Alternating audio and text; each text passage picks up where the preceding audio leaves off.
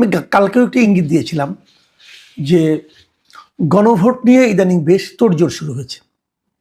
সরকারের ভাবসাব দেখে মনে হচ্ছে যে গণভোটটা যদি না হয় এবং গণভোটে যদি হাঁ জয়যুক্ত না হয় তাহলে বোধহয় দেশটা একেবারে রসাতলে চলে যাবে। তারা অনেক গবেষণা করে একটা পদ্ধতি বের করেছেন, এটা না মানলে দেশ একেবারে শেষ হয়ে যাবে।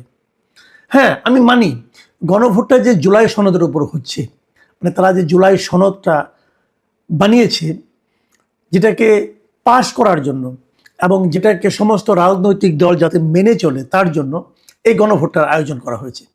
এবং যে জুলাই সনদটা বানিয়েছে তারা, এটা একেবারে যে খারাপ তা কিন্তু আমি বলছি না। এর কিছু কিছু টার্ম, কিছু কিছু বিষয় আমারও খুব পছন্দ, কিন্তু তারা যেভাবে গণভোটের প্যাকেজটা বানিয়েছে সেই প্যাকেজটা নিয়ে আমার আপত্তি। কিছু পছন্দ, কিছু অপছন্দ, কিন্তু যদি আপনি হ্যাঁ বলেন তাহলে অপছন্দ যেগুলো সেগুলো আপনাকে নিতে হবে, আর যদি আপনি না বলেন যেগুলো আপনাদের পছন্দ আছে সেগুলো বাতিল হয়ে যাবে। যাই হোক, আমি বলেছিলাম যে গণভোট নিয়ে আমি একটা ডিটেল আলোচনা করব, কিন্তু আমি দেখলাম যে ডিটেল আলোচনা করতে গেলে যে সময় লাগবে এই সময়টা আসলে একদিনে হবে না। তো আমি গণভোটের কিছু কিছু বিষয় নিয়ে কালকে আলাপ করব। আজকে আমি একটা মাত্র বিষয় নিয়ে আলোচনা করব, এটা ধারাবাহিকভাবে আসলে চলতেই থাকবে। যে একটা নিয়ে আলোচনা করবো সেটাই আপনারা বুঝবেন জিনিসটা কেমন হচ্ছে। আচ্ছা, গণভোটটা পাশ হলে কি হবে? সব রাজনৈতিক দলগুলো এটাকে মানবে। রাজনৈতিক দলগুলোর মধ্যে কি সেই মানার সদিচ্ছাটা আদৌ আছে? ধরেন গণভোট পাশ হলো, পরে পলিটিক্যাল পার্টিগুলো মানলো না, আপনি কি করবেন? মারবেন? কিভাবে মারবেন? একটা সিম্পল এক্সাম্পল দিই। এই গণভোটে সবগুলো রাজনৈতিক দল, মানে মোটামুটি এখানে কিন্তু 30টা রাজনৈতিক দল এবং জোট এখানে তারা এই মিলে, এবং তার সঙ্গে সরকারের কিছু লোক ছিল, তারা মিলে এই জুলাই সনদটা তারা পাশ করেছে। মানে জুলাই সনদটা তারা মানে আপনার বানিয়েছে যে এই বিষয়ে আমরা চাই।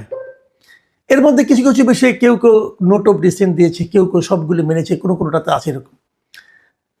এদের 22 নম্বর ধারাটা, এটা হলো সংসদে নারীদের অংশগ্রহণ কি পরিমাণ থাকবে, মানে কি পরিমাণ নারী, কি কত সংখ্যক নারী এই জাতীয় সংসদ নির্বাচনে অংশ নেবে এবং জাতীয় সংসদের আসনে কতগুলি নারী বসবেন, কতজন নারী বসবেন, এই বিষয়ে একটা আলোচনা হয়েছে। সে আলোচনাটা লম্বা সময় ধরে হয়েছে। কিন্তু প্রথমে বলা হয়েছিল মানে সংবিধান সংস্কার এবং নির্বাচনী ব্যবস্থার সংস্কার যে দুটো কমিশন হয়েছিল তাদের দিক থেকে প্রস্তাব ছিল যে সংসদের আসন সংখ্যা হবে 400।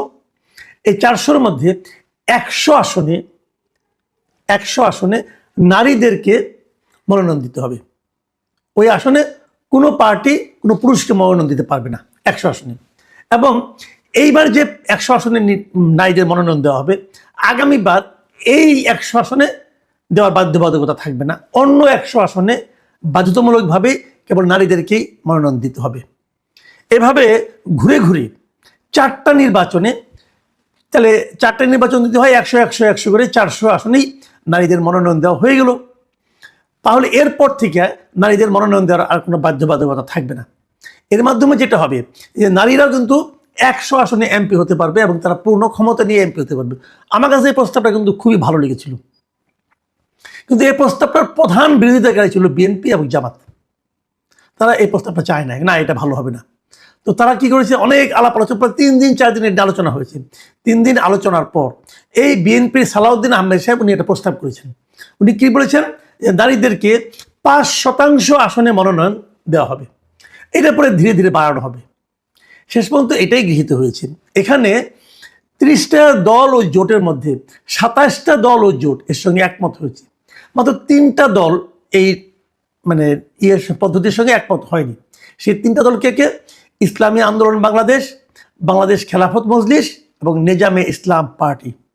এই 3টা দল ছাড়া আর আলাপে অংশ নেওয়া সকল দল এই সঙ্গে পদ্ধতির সঙ্গে একমত হয়েছে যে তারা 5% আসনে নারীদেরকে মনোনয়ন দেবে।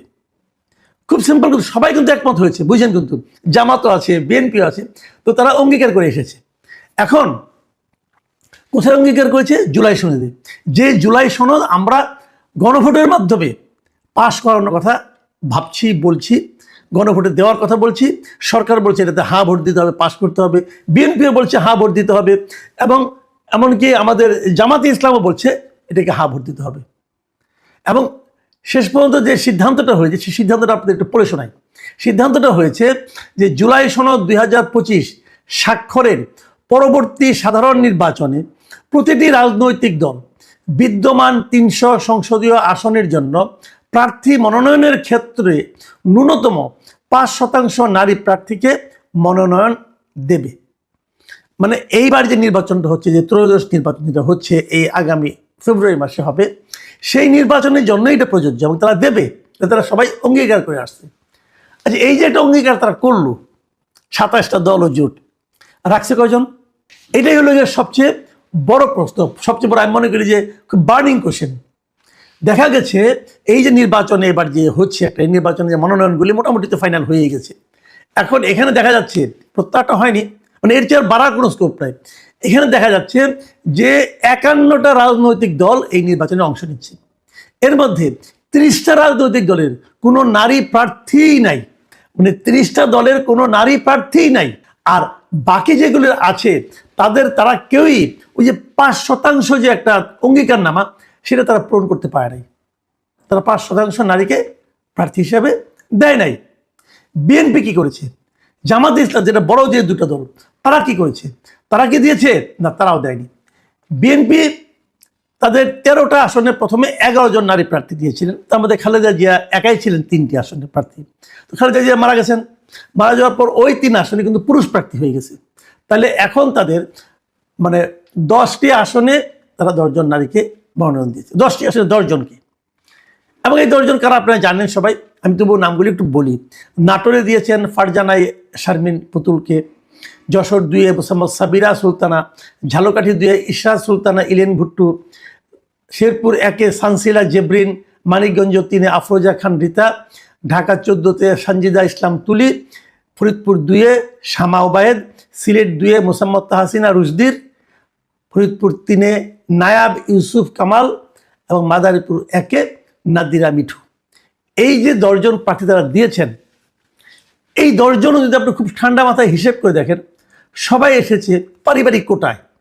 কারো বাবা এমপি ছিল, বাপের মেয়ে, কেউ স্বামী স্ত্রী, কেউ মানে ভাইয়ের বোন, এরকম আর কি, মানে সবই পারিবারিক কোটায়। এক কথা সানজিদা ইসলাম তুলি, উনি বিএনপিতে অতটা পুরনো ছিলেন না, ওনার ভাই আবার গুম হয়ে গেছিলেন, সেই জন্য হয়তো ওনাকে দেওয়া হয়েছে। বাদ বাকি সবাই কোনো না কোনোভাবে কোটায় এসেছেন। এই হলো বিএনপির নারী বিষয়ক মনোনয়ন। শতকরা হিসেবে দেখেন, বিএনপি তো সবগুলি দেয় নাই, তা তো কিছু তার শরিকদেরকে কিছু আসন দিয়েছে। তো ধরা যাক 272টা আসন তারা দিয়েছে বলে যতদূর বুঝতে পারি। এই 72-এর মধ্যে 10 জন হিসাব করলে শতাংশের হারে যে দাঁড়ায় 3.6%, মানে 4%ও হয় না। অথচ তারা 5% দেবেন বলে কিন্তু জুলাই সনদে অঙ্গীকার করে এসেছেন। বিএনপি কীভাবে ব্যাখ্যা করবে? মানে জুলাই সনদের প্রতি তাদের অঙ্গীকারটা, যেটা তারা নিজেরা অঙ্গীকার করেছে, সেটাই তারা পালন করছে না। তো যদি জুলাই সনদ পাস হয় তখন কি হবে? আচ্ছা ঠিক আছে, আওয়ামী লীগ আলাপ বাদ দেন, আমরা একটু জামাতে ইসলামের কথা বলি। জামাতে ইসলাম তো মানে তারা কিন্তু জুলাই সনদ নিয়ে সবচেয়ে সোচ্চার। যেগুলো রাজনৈতিক দল আছে তার মধ্যে সবচেয়ে সোচ্চার হলো জামাতে ইসলাম। জুলাই সনদ পাস করতে হবে, এভাবেই পাস করতে হবে, অবিকৃতভাবে পাস। আচ্ছা ভাই, পাস যে করবেন, আপনি এটা মানবেন কিনা সেটাকে বলেন না ভাই। যদি আপনার ক্ষমতায় যান মানবেন। আজকে যদি আপনার গণভোটে হা জয়যুক্ত হয়, তাহলে তো এটা মানতে হবে সবাইকে। মানবেন নাকি আপনারা? আপনারা মানবেন না। উদাহরণ দিই, কয়েকদিন আগে তো আপনারাই অঙ্গীকার করে আসছেন যে আপনার 5% আসনে দিবেন। জামাতে ইসলামী একটা আসনে কোনো নারীকে মনোনয়ন দেয় নাই, একটা আসনেও না। মানে আমি যদি বলি যে অঙ্গীকার ভঙ্গের প্রতিযোগিতায় জামাতে ইসলাম চ্যাম্পিয়ন, তাহলে কিন্তু খুব একটা ভুল বলা হবে না।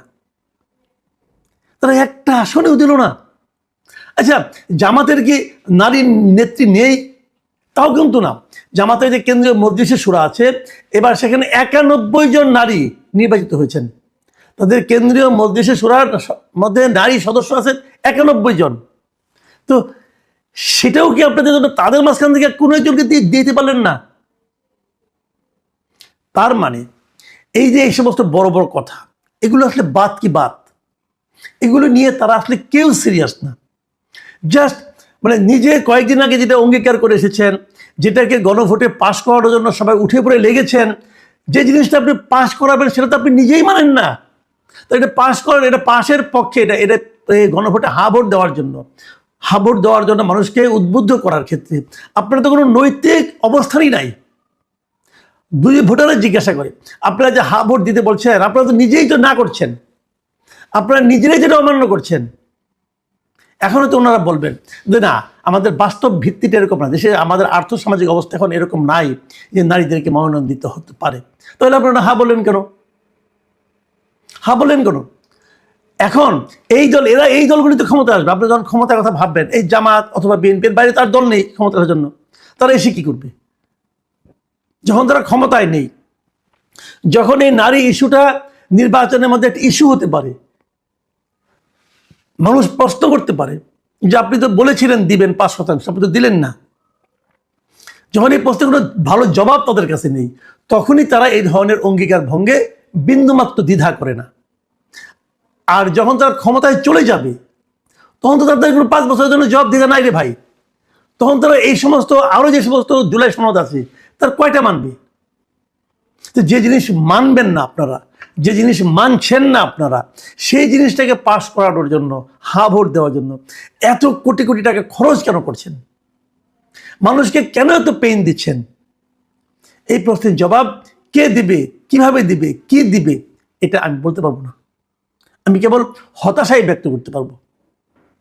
প্রিয় দর্শক, এই হচ্ছে আমাদের দেশের রাজনীতিবিদদের, রাজনৈতিক দলগুলোর চারিত্রিক বৈশিষ্ট্য।